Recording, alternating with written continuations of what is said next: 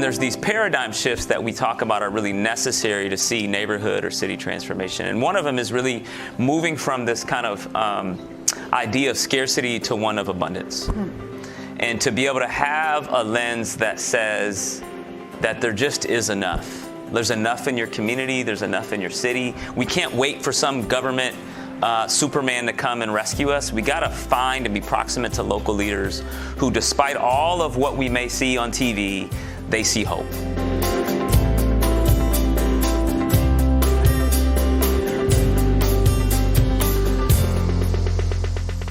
Welcome to the Acton Vault podcast, a product of the Acton Institute for the Study of Religion and Liberty. I'm Eric Cohn, executive producer. For this episode, we're bringing you a session from our recent Poverty Cure Summit, a conversation entitled Hope for the City, Neighborhoods, Commerce, and Social Capital, featuring Rachel Ferguson, Justin Beene, and Ismael Hernandez. Acton's biennial Poverty Cure Summit provides an opportunity for participants to listen to scholars, human service providers, and community leaders address the most critical issues we face today that can either exacerbate or alleviate poverty. Rooted in foundational principles of anthropology, politics, natural law, and economics, participants gained a deeper understanding of the root causes of poverty and identified practical means to reduce it and promote human flourishing. You can find additional resources in the show notes for this episode, as well as previous episodes on our website at acton.org/podcast. And if you like this program, you can help us reach even more listeners by sharing it with a friend and leaving us a 5-star review on Apple Podcasts. We welcome your comments as well. Acton Vault is available on Apple Podcasts, Google Podcasts, Spotify, or wherever you listen.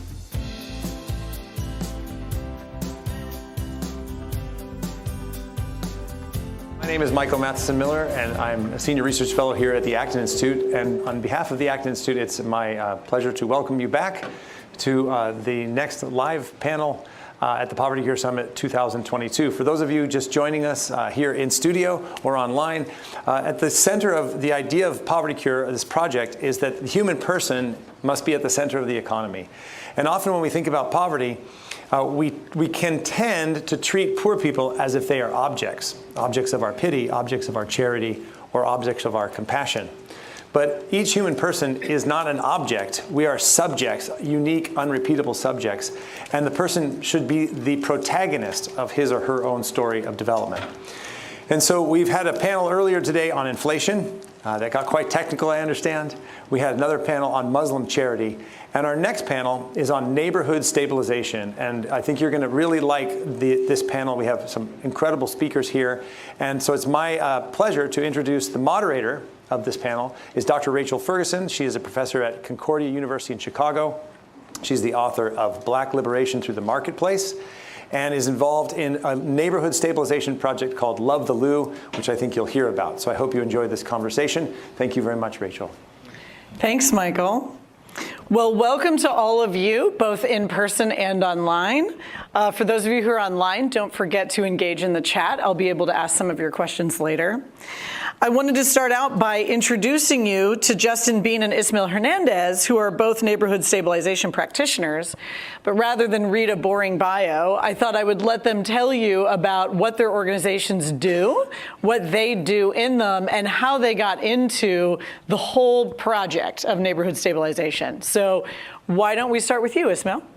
Yes, well, I will say I'm the director of the Freedom and Virtue Institute, and how I got into this work started long ago. I came to America as a communist. I came to the University of Southern Mississippi, of all places, after I left Jesuit seminary, where I was a student to be a priest. So I am a recovering Jesuit. I was going to go to Sandinista Nicaragua to study philosophy. That didn't happen because 7 Jesuits were murdered in El Salvador in 1986. And they wanted to send me to Fordham here in the United States. And I told them, I hate America. I'm not going to the guts of the monster. But eventually I came to America, and that's when I say that things began to change in my life, because I was I was confronted with a new way of being human. And I think that that is what the Freedom and Virtue Institute is all about, and what the question of poverty has to be treated as what it means to be a human being. Not seeing people as mouths to be fed, bodies to be clothed, and problems to be solved, but unique, unrepeatable persons made in the image and likeness of God with the moral capacity of self-realization, that they can change their lives by the choices they make. And if we deny that, we deny their dignity. And that was contrasted with my understanding as a Marxist. I was a drop in a great wave. The wave had dignity. Within the wave, I had meaning and purpose. Outside of that wave, I was nothing. I was a curious accumulation of atoms destined to nothingness when I died. And that changed for me. And I began the Freedom and Virtue Institute after learning about the Acton Institute to challenge these paternalistic and condescending ways of treating the poor that many times see the poor as we see our pets. You know, the pet is there, you put the bowl of food, the pet comes, you pat the pet on the head, you may feel good about it, and you do it again and again and again. And again, that's disrespectful of the poor. So we do training on effective compassion for churches and nonprofits all over the United States, helping churches to challenge that false anthropology that sees these transactional systems as the way of helping the poor. We also have a program, it's called the Self-Reliance Clubs, and now we are in 3 continents. We have about 10,000 students involved in the Self-Reliance Clubs. I can talk later about the clubs. And we have a new program, we call it Commonality Training, which is an alternative to diversity training. We don't think that diversity training works, and we are offering a new alternative that is centered on what we have in common, not what makes us different from each other. Okay. Good. Justin? Yeah, well, glad to be here. This is my hometown, so I'm born and raised in Grand Rapids, Michigan, where we're located, and I grew up in the city not far from here in a poor neighborhood. In the 80s, and my dad, who's African American, was one of 12 kids, son of a Pentecostal pastor. My mom was white, grew up in the Christian Reformed Church to a father who owned a company and was successful. And so they got married, and we lived in this poor neighborhood. I was one of 5 kids. And so growing up poor, I was the recipient of a lot of social services, of food truck lines, of going to the Medicaid or Department of Health and Human Services. At the same time, I got the opportunity to go to private Christian schools because my grandparents paid for us to go. And I got to go on yachts on Lake Michigan. And I always had this disintegrated way of being in which I didn't all the way fit into the black community or the white community. I didn't understand this disconnect between churches and business or nonprofit and for-profit, or the racial or economic separation that is so prevalent in this context and contexts all over the world. And so it really led me on this journey of what am I ought to do with this disintegrated self that was deeply yearning to kind of create places where there was human flourishing. And so started in social work and then went to seminary and then found myself in Guatemala City studying best practices around cross-sectoral solutions to change a global city. And so I came back to Grand Rapids in 2014 after almost a year in Guatemala City, where I was learning from lots of grassroots leaders and business leaders who were doing all kinds of interesting things, and found this organization, really a collaborative called the Grand Rapids Center for Community Transformation.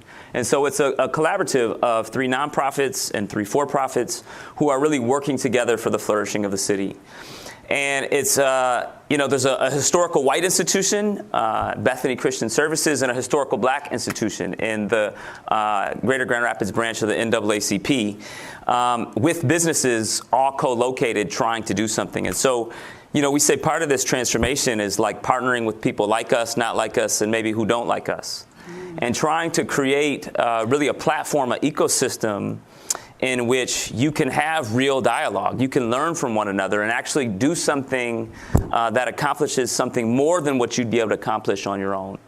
And so we have a lot of kind of development opportunities for young people in terms of vocational training and GED completion and job placement. We also run a small restaurant, event space. We have a landscape and construction company. But all of them are connected on this idea of human flourishing, economic vitality, wealth creation, I would say, as well as this deeper sense of belonging. That how do we create the right spaces in which people can be their authentic selves? And that's a long process. We're now more of a platform where we say we don't do everything, but we have created the right soil, the right kind of rich soil, that whatever you plant there can begin to flourish. Other ideas can come and clash with ours, and we can learn from one another and start new things, new innovative ideas, and scale them that really allow us to be able to do something unique in this context as well as context elsewhere. Over the past 6 months, in part I think because of some of the success, I've been able to work with a number of other philanthropists and business owners in Grand Rapids that are also really saying, how might we change the way that we invest in our city? There's a lot that hasn't been working, but how can we begin to have a new paradigm in which we can do something uniquely different? And so I'm spending my time now working with a lot of business leaders, nonprofit leaders, and government leaders on how does this new framework and strategy actually get feed to it. So. I think in my case, I'm from St. Louis, Missouri, born and bred. And my father was a minister who had inner city ministry coming out of our church to one of the toughest streets in St. Louis, Theodosia Avenue. And I was down there every Thursday night picking up kids, and we were doing Bible study and basketball. And I think I picked up two things, which is that whatever the government was doing in terms of social services or welfare support wasn't transforming anything. It wasn't working. But also what we were doing wasn't really either. It made a difference here and there. It definitely did. I had inner city foster brothers. I think it made their lives better than they would have been otherwise. But it wasn't allowing people to genuinely emerge from poverty. And so as an academic, I went on to study social and political philosophy. And in the back of my mind all the time, I'm thinking about, quite frankly, the Black American male. Because that's who my foster brothers were. They were the ones who were caught up in the criminal justice system. I saw their trauma up close from loss of family structure. I saw the pull of the neighborhood, in terms of what replaces family. Sometimes it's gangs. Right? Because everybody needs family. Everybody needs a sense of belonging. And so I was so thrilled when I've been very influenced by Acton Institute, by people like Robert Lupton, who wrote Toxic Charity, by John Perkins, Bob Woodson, Brian Fickert, right? I call them the prophets of neighborhood stabilization. I was influenced by them intellectually, but when I met Lucas Rugley of Love the Lou, I thought, he's the Bob Lupton of St. Louis. Block by block, hyper-local personal presence, long-term commitment, 8 to 10 years per block. And Enright Boulevard is now stabilized in St. Louis, which means that 95% of the kids that come through that program are not ending up where they would have been. They're in jobs, they're in college. They're going on to a totally different kind of life than they would have otherwise had.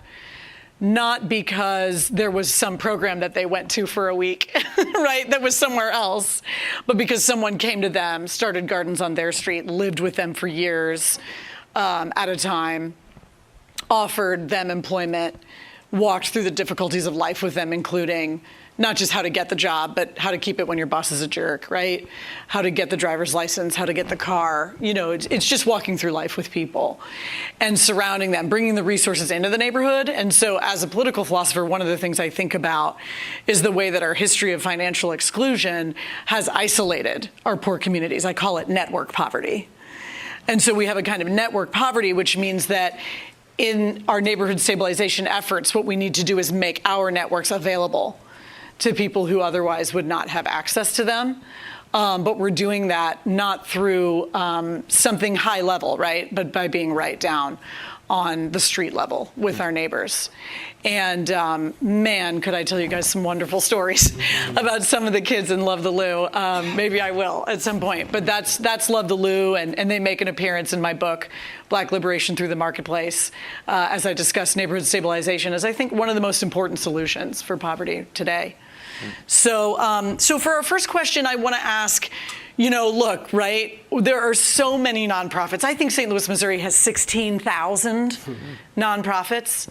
Our churches are all trying to make a difference, right? We're making a lot of effort, and we're holding a lot of charity, events. What are we doing wrong? Why is it the case that in so many of our very destabilized neighborhoods, and maybe in our rural areas too, we're not really transforming anything? So we're affecting someone in a short-term sense, but we're not seeing that long-term transformation. What are our churches and nonprofits getting wrong? Well, I would say the first thing that happens is that we begin to imitate the bureaucratic ways of the state. So many nonprofits become another state agency, basically. They may have a cross on the front of the building, a name may say a Christian name, but the reality is that because the money is coming from the state, so the inclination is to follow the processes that the state dictates. And many times we become poverty managers. We manage people's poverty, more or less keeping them well-fed, but still dependent on these structures. It's all about programs, about structures.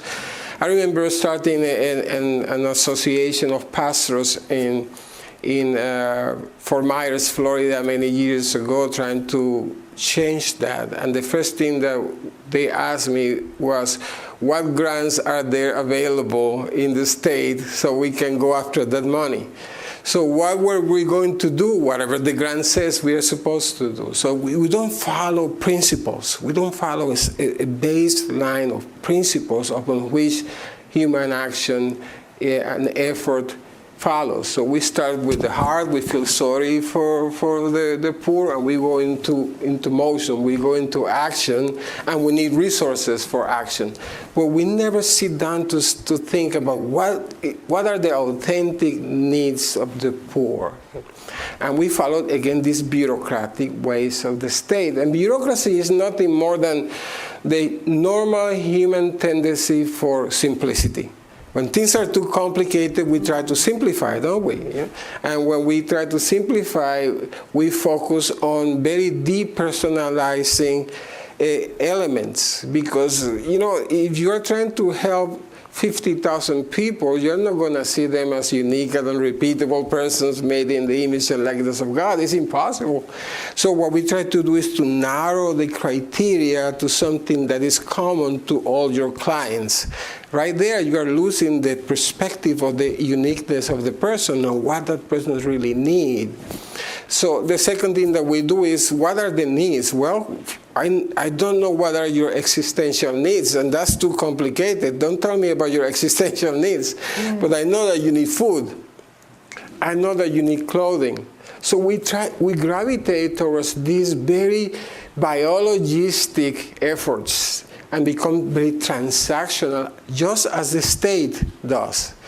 We are here with the stuff, the poor are there without it, and tomorrow the stuff is in their hands. So we don't see them as capable, but as people that we take care of, not as capable people. And it's not intentional. It's the way that the whole system is structured. So these pastors, eventually the whole system crumbled because they were more focused on the funding and what to do, and not on who we are and who are those we are trying to serve. What is a human being? That question is never coming to those who are trying to serve, or seldom comes. The first thing that we ask is, what are we going to do? Not who we are and who are those we are trying to serve. Good. Justin? Yeah, that's great. I'm thinking about like my own context, and Greater Grand Rapids is one of the kind of most philanthropic communities in the country. And so I saw a statistic, I think it was back in 2014, but it's almost $1 billion in Kent County is given away philanthropically, which is an enormous amount of money that could do a lot more good than it currently is. And at the same time, what do you think the impact, the $100 billion of GDP? And what's the impact that could do? So one of the kind of, before I'll try to answer the question specific to social services, is oftentimes we look to philanthropy to solve the social and economic problems instead of looking to business. So I think for us, a lot of our work is around, we got to start and scale businesses and use business and do workforce development and connect it to local employers, because that's where people move out of poverty. There is no program that's going to kind of solve the economic challenge. So I think, unfortunately, we've looked at economic issues and tried to solve them with social and spiritual means through the church and through the nonprofit, when really we should be looking to well-run businesses to really make those partnerships. At the same time, I do think there's a lot more that the social service sector, philanthropy, and nonprofits could do. Again, in my context, there's 900 churches and 2,800 nonprofits, and so you can have a really good idea that you think, but you can and have good relationships and get it funded, but then the impact doesn't happen, right? And so I think, unfortunately, businesses don't, or nonprofits don't have the same kind of rigor and kind of key performance indicators that you might see in a business. That, hey, in a year or two, if something's not moving, let's shut it down. But because it pulls on our hearts, we'll just keep giving to this thing that kind of makes us feel good. And so we've tried to increasingly get better of like, let's start something. If it doesn't work, kill it. Right? And we got all these kind of sacred cows in our churches and our nonprofits that we hold on to, these legacy programs that are super ineffective for actually trying to move the needle on the thing that we originally set out to do. And so a lot of those incentives in the kind of nonprofit space are really twisted, right? I don't know if we're incentivized to actually work ourselves out of business. Right, so somebody had their 100-year-old gala here, right? And I had a friend who said, if they're celebrating 100 years, and the problem's worse, shouldn't we be saying, this is our last year, 100 years, and we're done. It hasn't worked, right? And so how do we begin to think differently about our work, that we shouldn't always want to expand? We shouldn't start every grant proposal with the needs assessment. We got to begin having an asset-based lens that says, what are the assets in our community that we can build on? What are the connections and relationships that we need to scale up, instead of looking at the deficits in which the program somehow solves? It's called the principle of exit, that every program has to have a beginning and a hard's end, and then evaluation. And again, we imitate the bureaucratic ways of the state that tends to be forever. No, a beginning and an end. Many times, you have a ministry where Sister so-and-so has been doing this program for 30 years, and no one will touch Sister so-and-so. No one will tell her that this doesn't work. And it's because, again, we have this idea that as long as we are doing something, we can create the illusion of success if a set of stuff passes hands. That gives us the illusion that something is being done, when in reality we are breeding poor people. I always say, if you have a food distribution program, for your program budget to grow, what do you need? More hungry people or less hungry people? You need more hungry people. So the way we structure the program perpetuates the problem, because we exist because the problem exists. And again, it's because we start with the answer. No, we don't start at what does it mean to be a human being? What is it that makes you flourish in the morning, wake up, and ready to engage reality and existence? instead of looking at what is poverty, how are we going to meet your needs. I'm not interested in your poverty. I am interested in you. I want to see you flourish, because when that happens, the poverty will be taken care of. So we need to look at not at the problem first, then our program, and at the end we look at the eyes of the poor. It has to be the other way around. And when we change the narrative of how we attend poverty, we begin to find answers. Yeah, let me just, another quick thought that I think back to the economic way of thinking around this is, and maybe I'm overly crass in saying, sometimes I think that the best thing that a nonprofit can do is actually hire people from the neighborhood and procure services from local businesses in that neighborhood. And not to say that they don't do other good, but Ray Bakke actually in the 80s did this study kind of in Chicago where he kind of drew this line around a neighborhood. And he looked at all of the federal, state, local resources going in to fix these problems of education, of crime, of whatever, of hunger. And then really found out that as you look at all these resources coming from outside of that neighborhood coming in, most of those resources on some nonprofit or church program budget go to staffing. And the majority of the people who worked in that community lived outside of the community. Right? So the money comes in, and then it goes out in a paycheck, and then they bank, they have their mortgage, they procure services, they go grocery shopping, they invest all outside of that neighborhood. And so to the extent that from a neighborhood lens, you can hire people from the neighborhood, procure services from the neighborhood, and create a local economy within that neighborhood. That's how you're going to be able to see impact. I don't think that most churches want to come and help, or nonprofits that want to do something never really look at who are you purchasing from? Who are you hiring? Who are you developing? And I think that's an easy way to begin making progress of how do you use your resources. They're a picture of what you value. There's the classic Robert Lupton story, which to me is just sort of the perfect crystallization of what you two just said, which was his moment of realization in Atlanta, where he came into a house to deliver a Christmas shoebox. And he said he just was sort of, for one moment, his eyes were kind of open and he was actually observing what was happening. He said, of course, the kids were excited about the presents. The mom was tolerating him because it was good for her kids, and the dad was out the back door. He had totally undermined the dignity of that dad. And he thought, what am I doing? He had like this realization. So then the next year, he worked coming up to Christmas to open a Christmas store, right? And now the discounted items could be sold so that people are actually buying their children's presents. And they're actually running the store, because as he got ready to do it, a lot of the women in the neighborhood were like, I want to be the cashier. I want to make cookies for the store. They actually spun off a pie business, I think, off of that store because they were selling pies and cookies in the store. And so now they're being trained, right? And they're gaining skills. Parents are buying presents themselves, wrapping them themselves, and giving them themselves to their kids. And that's just the little spark, right, that set off Focus Community Strategies in Atlanta. And I just visited their grocery store and cafe a few weeks ago. It was wonderful to see. So that is such an amazing point about just simply exchanging with the people in the neighborhood. They are subjects of exchange, not just mere recipients.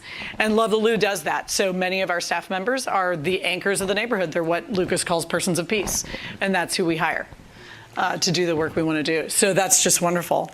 Now, we've kind of already touched on this a little bit, but can we really give kind of bullet points for what are the major components of doing it right? So we've talked about doing it wrong. What are the major components of doing it right? Yes. You said some of those things, yes. but let's make sure we've covered them all. Well, in the Freedom and Virtue Institute, we created what we call the human flourishing model. That says that every program has to be simple, practical, personal, and replicable. And replicable means that eventually you can get out of the way, and the community itself can pick it up from there and move themselves the program where they want to go with that program. Sometimes it's that we have this arrogance that we are absolutely necessary, that we have to be there forever, and it's paternalistic and condescending. It's the same as the structures of the state, that how can we survive without the state intervention? How can these people survive without us? We do exactly the same thing. Let me very briefly tell you about the Self-Reliance Club that we started as an example.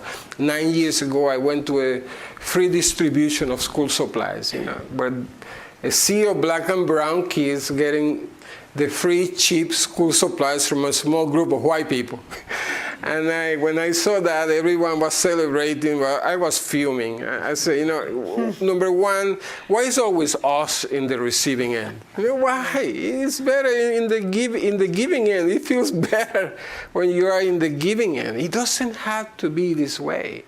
And number two, I asked myself, what are these kids learning? They were learning that there is benefit at the end of the long lines of dependency. That I stand in line, and those strangers, who I'm being told that because they are white, they are the enemy, they have the good stuff. So I smile at them and get my stuff, and they give more and more and more. So we perpetuate this idea that this is the normal way of meeting human needs. But the kids need school supplies, don't they? The need is real. So we thought, why don't we make them work for it? Why don't we give them the gift of work? So we started one club in one all-black school.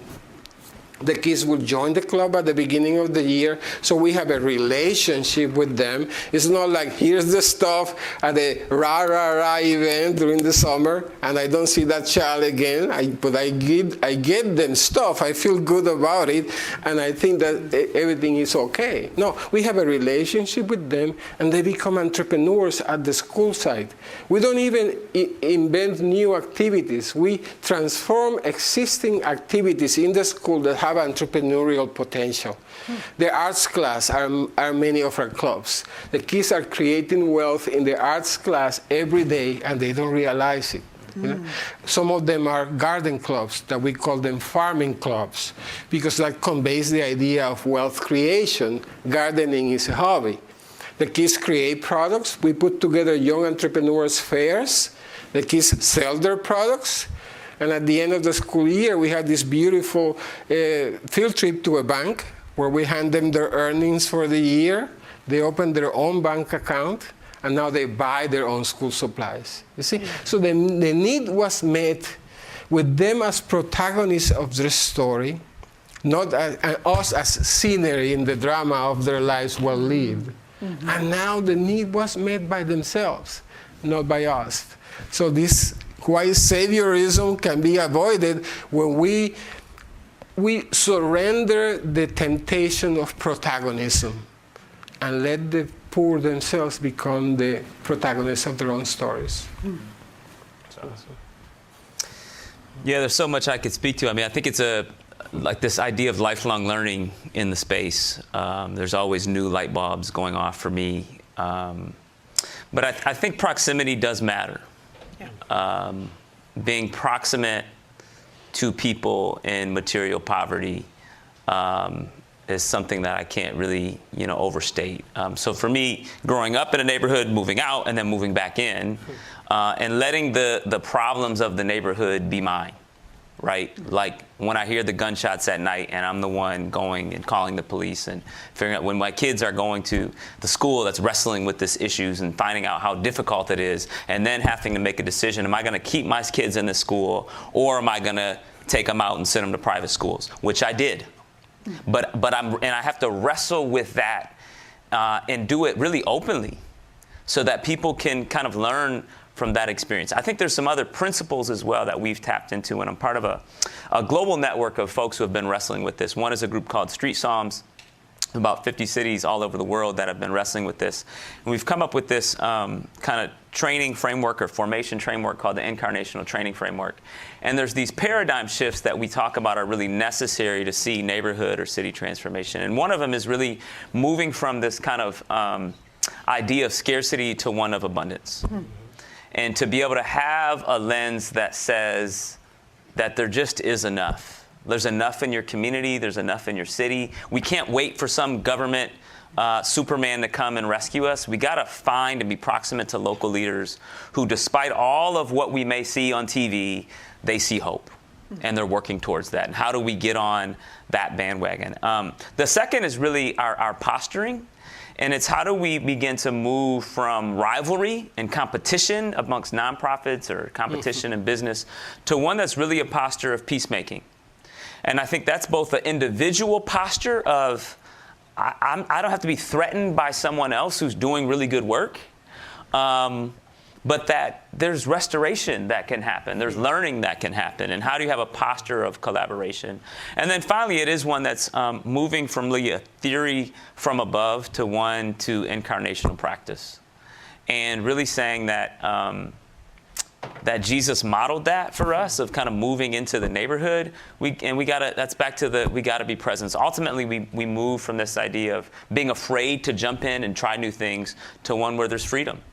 That even in the midst of what feels really chaotic and fearful, you can be established in what you're doing and feel free to really love your city into greatness was kind of a term I use. So those are some I would say paradigm shifts that I've seen are necessary that folks have to kind of go through. Did you want to jump in? Just this may be controversial, but I believe that we need to say no to government funding. We cannot become the hard hand of the state. We have to become faithful Christians, faithful believers, present among the poor. And whatever we have, we suffer with the poor. That's what compassion means, to suffer with the poor. It's not to alleviate the suffering of the poor necessarily. It's to suffer with them. And many nonprofits are not willing to suffer. That's why they want their government's money. So whatever is bestowed by God's grace in our hands, we share it with the poor, we suffer, and we journey with them in this journey. 70% of the budget of Catholic charities, I'm Catholic, it comes from the government. And I can go from one to the other denominational structures that are government funding. Who is in charge of Catholic charities? The bishops think they are, you know? No, they are not. They have surrendered that for the money. So the key is to help people the right way, not how many people you can help. And when nonprofits have that attitude, if we can help 10 people authentically, as you said, in this connection, in this bonding with the poor, where we can get to know them as authentic, have an authentic friendship with the poor, we begin to see ourselves out of this mess. But as long as we continue to receive this money from the government, we will continue to surrender our principles for Pharaoh's money. You know, on this topic of personal presence, I've really learned over the years with Love the Lou that isolation that I was talking about can even be 4 or 6 blocks, right? Because you have a competing gang, right, on that side of that other side of the street. And so there can be a sense of opportunities that you and I know exist, maybe just a few miles away, can feel like they're on the other side of the world to people. And you're thinking, you know, you try to say to kids, oh, there are corporations that would pay for you to go to college, and they're looking at you like you might as well be speaking Klingon, you know? And so when Lucas moved into the neighborhood, when he started the community garden, when he started hiring, right, the neighbors to work in the garden, it brought the reality to someone's real life. And so I wanted to back up your point about proximity and personal presence, because now you're walking down the street on a Saturday morning and you think, could I get a job in the garden?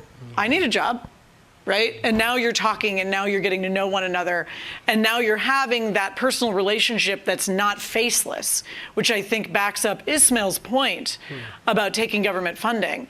The one thing you can say for government funding is that it's faceless. Right? It has to be. It has to be by nature. And what people need is to be seen. right? They need to actually be seen for who they are as an individual. And so saying no to that other paradigm and being able to just work with complicated people, right? It's complicated. And walk through life with people, that's the key. So that's just wonderful. Thank you, guys. Can I just Yeah, go ahead. I mean, on the government funding, I mean, each context is different. I think there's good money and there's bad money. And that's not, we can't relegate that only to governments. There's bad foundation money, there's bad business money, and most money has a string attached to it. Yes. So I think just for us, there's certain contracts that we call them contracts, we don't call them grants. There's a contract, there's an obligation to deliver something, but we do vet it through a process of, can the dollar outlive the 2 or 3 year programmatic budget? Can we use some of the money to purchase local services from a business? Everybody utilizes government funds for your roads, for your schools, so I think having a lens that allows you ask really tough questions is necessary, but I would say that's across wherever the dollars come from. And try to think through how can they outlive the grant period, right? Let it be invested in. To a point, I will agree with you. You know, that we use the principle of subsidiarity too. Sometimes the local government has some funding there, and these are the people making decisions that live in these same neighborhoods. They know the reality of your neighborhood. But I remember when I used to work for Catholic Charities, we got some funding from the federal government, and all I needed was a good friend in government and a good grant writer. That's it. You know, they never came to see what we were doing. They read papers that we submitted. That's it. They read papers. But local government has a responsibility. So we use the principle of subsidiarity. Those who are closer to the need have a better understanding of that need and may attend that need properly. So I agree with you. I have non-profits who don't receive any government money and are desperate of trying to get it. They are going in the wrong direction. And those who are getting government funding and are making a sincere effort to substitute that money if it's possible, they are going in the right direction. Good. So a lot of these organizations that we're talking about that have this genuinely transformative approach for the community are decentralized. So they're small, they belong in that block, that city.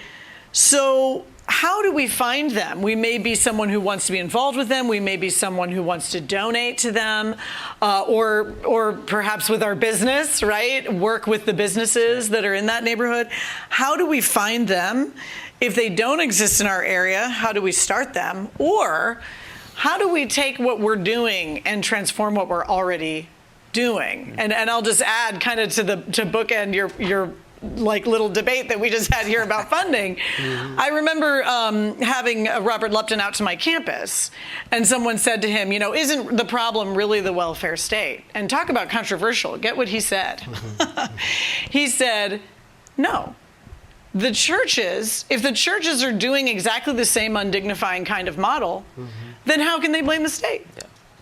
The churches need to show the way, right? The churches need to be the transformative ones. Yes. And so I thought that was a fascinating answer. It took me a couple of years to totally let it sink in. But in the meantime, we have those sorts of efforts. How can we transform them? How can we find them? How can we start them? That's 3 questions in one. So pick whichever one you want. Well, I agree with him in the sense that because we have surrendered our responsibility towards each other, someone had to come and pick up on that responsibility. And it is the entity or the community that is the least appropriate to deal with that problem, and that is the state. But we cannot blame the state simply because we have surrendered that responsibility.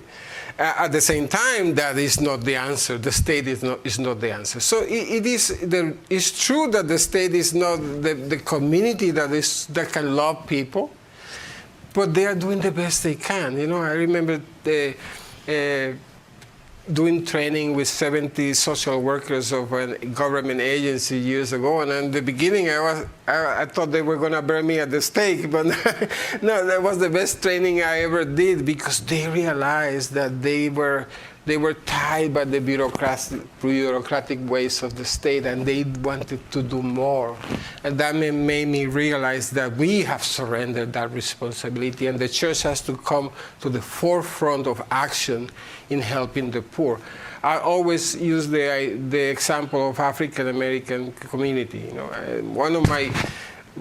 one of the most wonderful things for me is to speak with older African American men. Mm-hmm.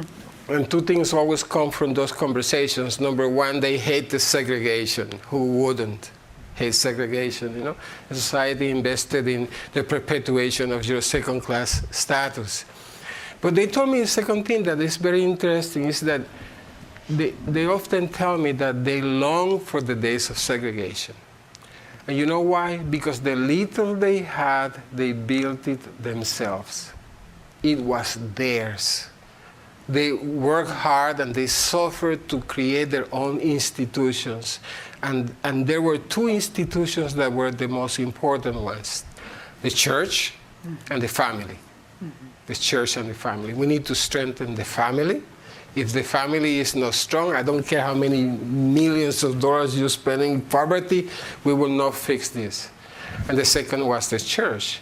But you will go to your pastor and the pastor will tell you, you know, I'll help you, but I better see you on Sunday. You better stay in the straight and narrow. You better treat that woman right. In other words, there was always a moral expectation attached to the gift. And that kept the community poor but strong. But here comes the government commissar with a check in the hand. And now I am free because I have resources. I don't have to listen to my pastor, and I don't have to treat that woman right anymore. And the community got more resources, but weakened at the same time. Yeah, there's multiple questions in that. So couple things. Lots of the organizations are small, I think, but there's power in numbers and cross-sectoral solutions. For us, in our context, it is connecting with businesses and nonprofits, getting them to co-locate with kind of a shared vision, a shared core values, and a shared execution strategy that allows us to keep our own individual entity but move towards something much bigger than ourselves. And I had a mentor who said that. He said, you know, you should always join work that makes your work bigger. And I think that's been really helpful for me of saying, okay, I have my own thing. How do I collaborate with others? And then even on a citywide scale, and a network that I mentioned, Street Psalms, that's global, another one called Leadership Foundations that we've been a part of, that allows us to connect to people all over the world across sectors who are really seeking to do similar things. I think when it comes to this idea of starting stuff, again, depends on the context. It's really easy because we've been kind of trained, at least in the U.S., to, again, see deficits. And so we think, start a program to solve, and so like if you're in the U.S., don't start a new thing, unless it's a for-profit business. I would just stop the new nonprofits, go join somebody else or help make it better. But I would say from the business perspective, though, there's lots of ways to make businesses stronger, make businesses more transformative. I think we've lost a lot of the way where it's this, you know, maximize profit, but there's so much more you can do in a business with flexibility that isn't tied to government contracts, that in the profit you can reinvest, you can share with your employees, you can think about ESOPs or, you know, shared equity, whatever, to really continue to grow a business that meets a real need in the marketplace and also is beginning to, you know, measure how you're taking care of your people. So for us in our businesses, we have a quadruple bottom line that each of our business units is focused on people, planet, profit, and purpose. And so it's based on who we hire, our profit share, you know, kind of the pro bono give back that we do, kind of how we try to take care and steward the environment. All are kind of metrics that we put in place for the businesses that we start or partner with to really create more transformative impact with what we already have. You are echoing what I often hear from Lucas, which is, who founded Love the Lou, which is don't start any new nonprofits. That's not what we need. We need those businesses. And I'm also thinking of, just to throw another little nugget out, I'm thinking of a lot of men in church who are business people, who have all kinds of skills, lawyers, accountants, etc. And when they come into our churches, we ask them to be a greeter or write a check, right? But are we asking them to take that skill set that they have in the marketplace and mentor an inner city entrepreneur, help somebody learn QuickBooks, help somebody get through, the regulatory hurdles of starting their businesses, right? Something that would, I think, really bring a lot of these men alive. And I'm kind of saying men, it's women too, of course, who can do this. But I know that churches tend to have more women. And oftentimes we wonder why men don't come to church. And I can't help but wonder if one of the reasons is because we don't ever talk to them about what they do from Monday through Friday. Yeah. And we're certainly not necessarily asking them to bring it to bear on the kingdom of God. That's right. And so I think we're missing another lesson I've learned from Love the Lou is that it's not just about what resources and networks we can bring into the community, but it's about what we learn from the community and what we're missing out on because we're not exchanging with members of the community. And there's a lot that we're missing out on. I think that's one example right there. I do believe that we don't need more programs. There are plenty of, you said 16,000 nonprofits. In St. Louis. You don't need 16,001. You're absolutely right. But how are we going to use our resources, both our volunteer work and our financial resources, and place them in the right place? And that's what I believe in collaborations like Poverty Cure, that targets and helps us know of these organizations that are better, doing the better work. And then you can put your resources in those that are doing the most good in the community. And I also believe in training. We need to train and help organizations that are already working with the poor to discover a new set of values and principles. We have a training, but there are others through charity and other trainings out there. And doing this training, I realized that how people awaken to a new understanding of things that for you and me may seem so simple or so obvious, and people on the ground have never heard of a different way of meeting human needs than just giving them the bag of food. And when you train them and you help them realize that there may be a better way, and then you work with them to begin to change the way they do their programs from a transactional system to a more human flourishing system, then we have a better outcome at the end. So training to me is key. Absolutely. We have some questions from the audience. So let's take one in audience and then I'll do some online. Go ahead.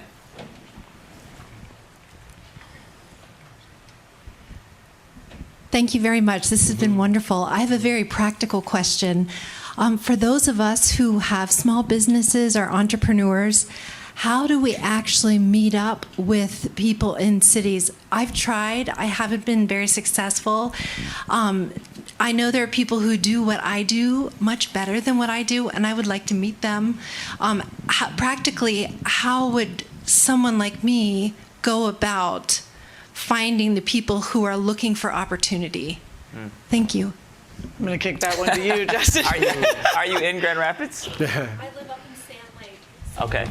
Like 30 minutes out of the city. So 30 minutes outside of Grand Rapids. Yeah, I mean, there's lots happening, I think, in every city. And, I personally can chat with you afterwards about some stuff that we're doing. For me, when I didn't see the spaces that I felt the most comfortable in, which were cross-racial, cross-socioeconomic status, I started creating them. And so, I would encourage folks, do all you can to uncover what does exist. But if it doesn't exist, you don't have to create a program or a new nonprofit, but start hosting people in your home. I mean, that's one thing that I just started once I moved into the neighborhood, and I started bringing people into my home to experience who walked by and how I interacted or how I greeted with them. Me and a local CEO of a larger company said, gosh, Justin, when I come to your events, it's like all black and brown people. And when you come to mine, it's mostly white. Let's do this thing together. And so we threw a party at his house that we called it cross-pollination. And we said, this is not a networking event. This is a relationship building event. So we prefaced the conversation with, don't ask people what they do. Ask them what gets them up in the morning. Ask them what they're passionate about. What do they love about their city? And so we've done that twice now, and we just do a short survey that we're more than willing to share that has said, hey, every time the average number of new people that those folks that come, it's 12 to 15 people, and we encourage them to exchange information and set up a separate meeting to go and meet and talk to them. So that would be my kind of quick thoughts. That's excellent. This first question from online I get a lot. This is an important one. How is neighborhood stabilization distinct from gentrification? And I can speak a little bit to that. Okay, I'll start. You guys can contemplate while I start. But not to keep talking about Robert Lupton, he's just the person who keeps coming to mind, but he has a phrase actually in his second book, Charity Detox, which is such a great follow-up to Toxic Charity, Charity Detox, and he uses the phrase gentrification with justice.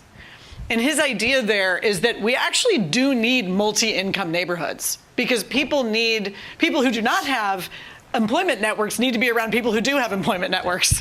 But the problem is with gentrification is that as people come in and move in, make it hip, right? Make the neighborhood hip, the property values go up and people's rents go up, right? And so the people who were originally in the neighborhood are pushed out. So Lupton did a couple of things. One is that he went to the legislature and asked them to cap the property taxes so that people wouldn't be taxed out of the neighborhood. But more fundamentally, his church actually acted as a bank in order to get as many of the most stable sort of anchors of the neighborhood into home ownership as possible so that they actually owned their homes and they wouldn't be taxed out of those homes. As opposed to paying rent where you might get priced out. And then, of course, you're building real wealth, right? And so as people's incomes are going up because they actually are skills building and business building, they can afford those higher rents as well. But anyway, so that's a little tidbit of what I'd say. How about you guys? Yeah, I mean, I think that it's time to be innovative and creative. There's a couple things we're working on locally. One is if you don't have a net worth of $1 million, then you are left out of kind of SEC dealings for commercial real estate, right? So if you're a local person living in a neighborhood and a commercial real estate developer buy some property, you can't be an investor in it because you're too high risk, right?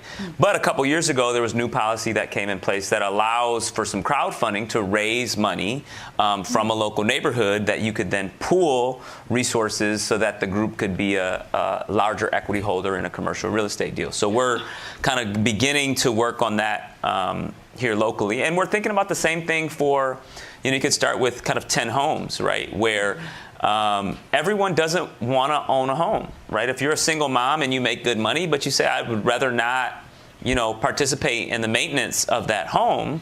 Well, wonder if we created a S corp where you could be an equity holder in which your rent went to increase your level of equity in your home, but you still didn't own the home. You're just a part owner in the company, right? So I think, how do we start thinking of new creative ways of creating wealth and stabilizing neighborhoods instead of just the traditional ways of, you got to own your home or you got to, I think there's some other ways that, and some of this stuff has to come from local ideation. So I would think outside the box. One of the things we are doing, for example, in Fort Wayne, Indiana, our organization is working with a local organization. It's called Fort Wayne United, and what we are doing is bringing to the same place, all kinds of people from the business community, the church community, the nonprofit community, the local philanthropists, pastors from the poor neighborhoods, from the more wealthy neighborhoods, simply in dialogue. We're not trying to do anything but to get these people to know each other. And that's what happens sometimes, is that we want, like the commercial, is my money and I want it now. We want to fix things immediately. It doesn't work like that. But we are trying to create a place where people are going to know each other. And from those relationships will come all kinds of ideas and opportunities that we didn't know existed because we were strangers to each other. And we're going to take some time in doing this dialogue for a period of time and eventually go into more detailed questions on how we can begin to fix problems in the neighborhoods that need it the most. You know, your comment, Ismael, coalesces nicely with the last online question. Much of the content of this panel, the person says, can be found in lots of books. We've been talking about it for 15 years, yet most nonprofits proceed as usual. And they've picked up on your phrase, the 100-year gala problem. Are we just stuck with the 100-year gala problem? And my own sense, we only have a couple minutes left, but my own sense is that actually the problem of toxic charity is fairly well known at this point. You even see Christian comedians joking about short-term mission trips and poverty tourism and things like that. It's becoming almost normal, right, to talk about that. The hard part is actually flipping your model. Yeah. That's the really hard part.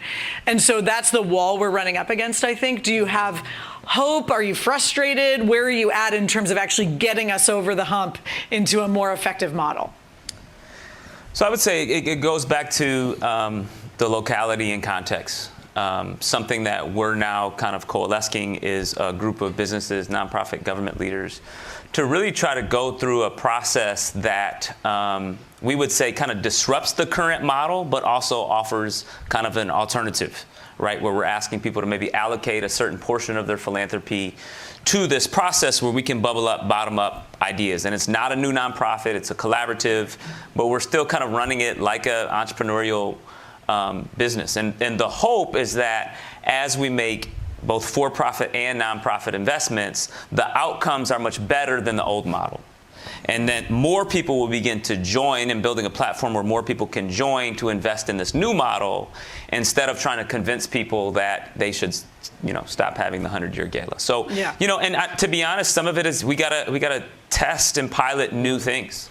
Yeah. Right. I don't know if the next new model is here. We got to try some new stuff, but we have settled on what we currently have is broken. Yeah. Absolutely. Did you want to say anything else, Ismael? I'm very hopeful. I started many years ago. I discovered Acton, and I decided to do something.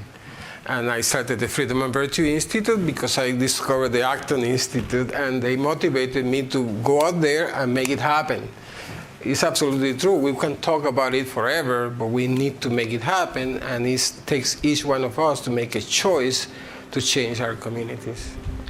Well, I think one of the most powerful things we can do is bring that training to our churches and see if we can just help people to understand the paradigm shift.